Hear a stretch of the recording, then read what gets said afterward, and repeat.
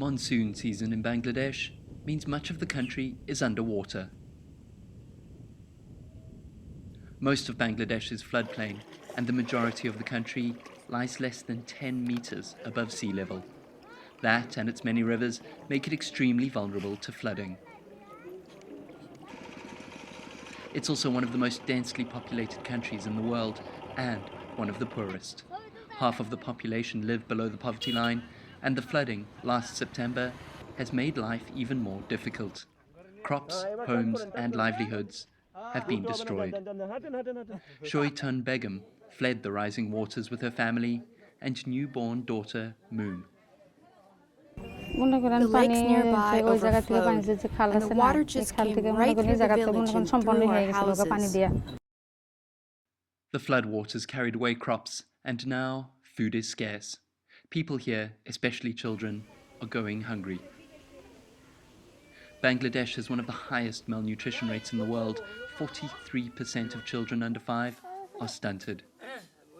But Unicef, in partnership with the European Union, has been working with the poorest families in the northwest of the country, those most vulnerable to the impact of flooding and malnutrition, and helping them develop strategies to support and feed their families.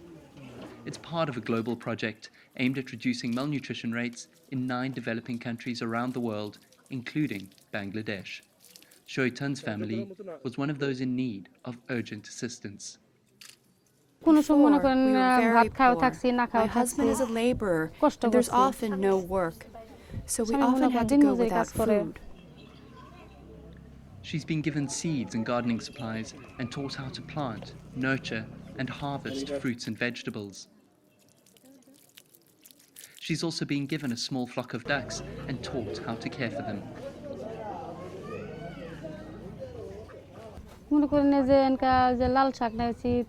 Things are getting better. I've been able to cultivate the vegetables here in front of my house. We're able to eat them, and what we don't eat, we're able to sell. And the same goes for the eggs we've been able to get from the ducks. Nazim Uddin is one of the volunteer trainers on the project. He's helped several families to set up and manage their gardens and their ducks, and continues to work with them until they have the knowledge and experience to do it all themselves. He also educates them about nutrition and believes the program will make a real difference to the lives of those involved. এটা সে শাকসবজি টাটকা শাকসবজি খেতে পারবে এবং অতিরিক্ত থাকলে সেটা বেচা কিনা করে তার পরিবারে কিছু ইনকাম বাড়বে পাশাপাশি তার পুষ্টির চাহিদাটা মিটবে এবং সেই পাশাপাশি হাঁস থেকে সে হাঁসে ডিম দিবে সে ডিম খাইতেও পারবে এবং বাজারে বিক্রিও করবে পাশাপাশি তার ইনকামের সাথে এই ইনকামটা যোগ হলে সে দিনে দিনে একটু ভালোর দিকে যাবে এবং বাচ্চাগুলি মানে সার্বিক দিকে সে প্রস্ফুটিত হবে।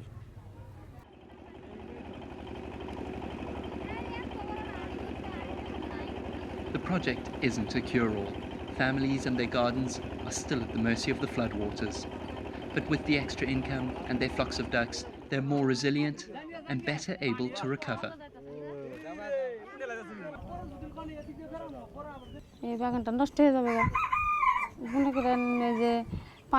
The flood completely destroyed my garden, but after the waters dropped, the volunteers came back and helped me start again.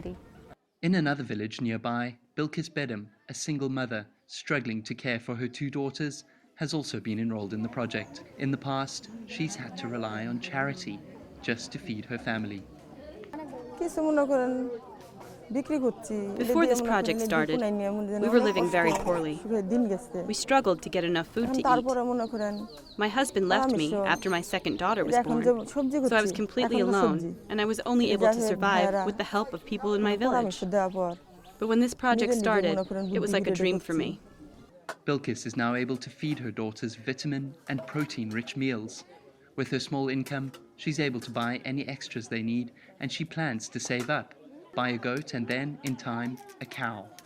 For the first time, she's looking to and planning for the future. It has been great to get this support. I'm alone and caring for my 2 children, so it's hard for me to survive. But I've been receiving this support and receiving training, and now I know I can feed my children with the types of food they need. They'll be healthier, and their brains will develop properly, and I can sell the excess. I used to spend every day thinking about how to survive, but now I know everything will be okay. The support she receives won't stop the floodwaters during next year's monsoon, but it will help her to cope with them better. She'll have the money to move her belongings to higher ground, to feed her family, and to start again when the waters recede.